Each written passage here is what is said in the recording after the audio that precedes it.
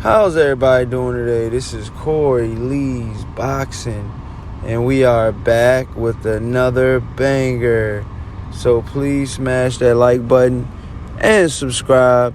And yeah, man, I want to talk Naoyo Inoue and his performance, man. He had a really good performance.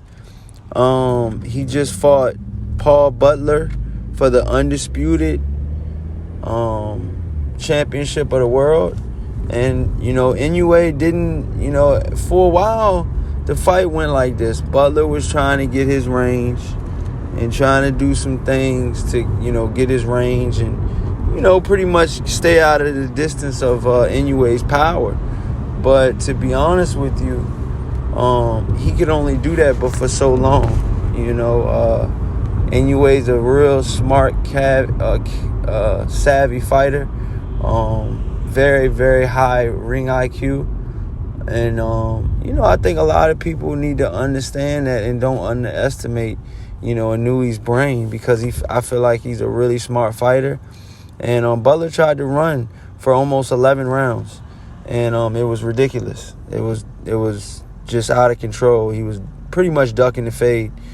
He was pretty much not trying to, fight in so many ways.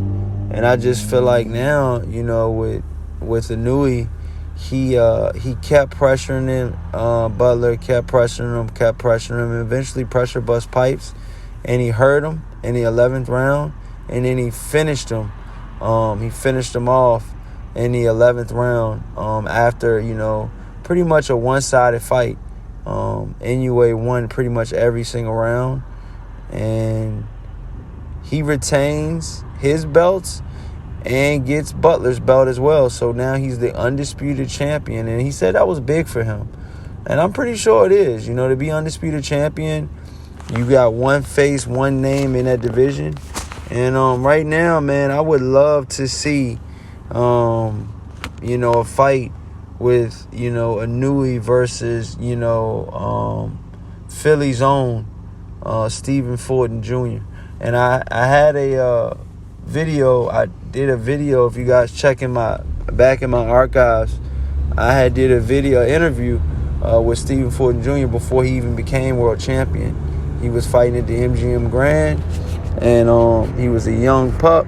He still had the rat tail, but he was a young pup, and he was fighting I believe a African fighter from Africa, I believe, if I'm not mistaken, and it was for the IBO belt, and he wound up winning that, and the rest is history. But I think Inoue is going to move up and possibly fight him, or I don't know, because he's with ESPN Top Rank, and we'll see where his career goes.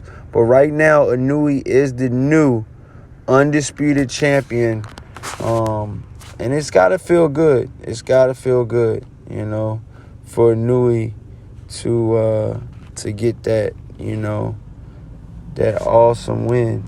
And I know a lot of people didn't think he could do it. I know some people doubted Inoue, like, oh, this guy's Japan.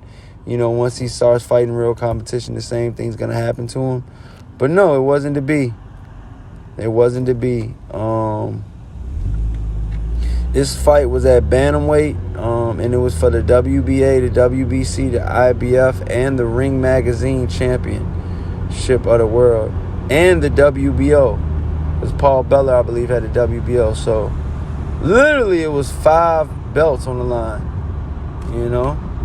And Inoue won all of them. He's a really good fighter, man. I've been talking about Inoue on my channel for, I believe, 4 to 5 years now. And, well, at least long as I started my channel, I believe 4 years ago. So, listen, man, I've been telling you guys about Inoue for a long time. He's been on my top pound-for-pound list for a long time. And I feel like Inoue's different. I feel like he's a very, very smart.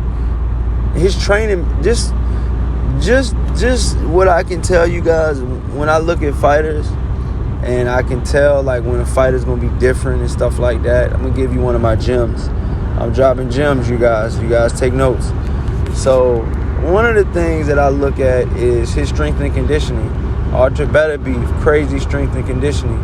Alexander Usyk, crazy strength and conditioning.